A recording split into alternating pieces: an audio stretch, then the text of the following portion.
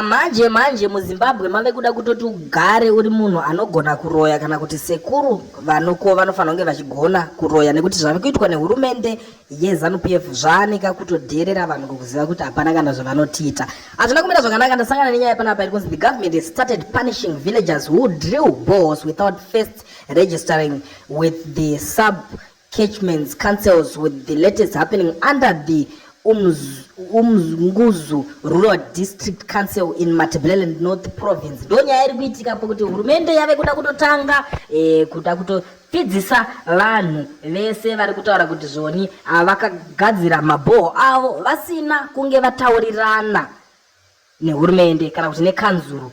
Ndo zviri kuitika iko zvino. Saka zvaneka kubhadharisana kakupanana mafaindi, asi takatarisa kanzuru yacho yakagara yafoira, mvura hakuna, yemutepi haitomwike nekuti ukada kuedza kuimwa unogona kuswera uchirwara, unogona kutodona mvura yacho ichibuda yakasviba zvisingaite zvizhinji zvinobuda imomo, kureva kusanganisira mapepa edziviriro, zvinhu zvakasiyana siyana zvaimboonekwa zviri mumvura idzodzo. Saka kubva ipapo vanhu vakabva vaona imwe plani nekuti vanhu havana kuda kuramba vachishanda nemvura iyoyo. Ende dambudziko iroro rakazomboitika vekanzuro vakubuda vachiti hatichawane mari nekuti vanhu vave kuzvicherera mabhoho avo havachade kushandisa mvura yematepi. Asi dambudziko rakanga rakonzerwa navo nekuti ndo vanganga vasingachakwanise kuprovhaidha mvura yakachena yekuti vanhu vashandise semaplies nezvakanga vakuita pane magetsi chaiwo chaiwo, kuti magetsi akanga asingachanyatsowanika vanhu vabva vatanga kutenga masola, zvekuti mukufamba kwenguva ipapo muchanzwa kuti munhu wese ane masola achangofanira kunge achitombotipawo something.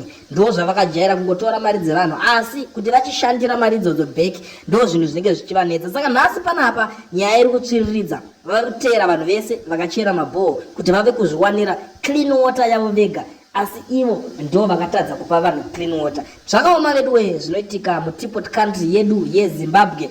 Nyaya dzacho ukaswera wakadziteerera unogona kungoita hasha. Ende nyaya dzekuZimbabwe hadzina basa nekuti ukazvita uite zvepolitics, nekuti politics dzacho ndidzo dzinopedzera dzakutoita nezvako, dzinokuteera kwese kwaunenge uri madepartment ese. Ndo mamiriro akaita nyaya yacho. Kana muchinga mapedza kulaika mundiudzawo zvamuri kufunga ipapo.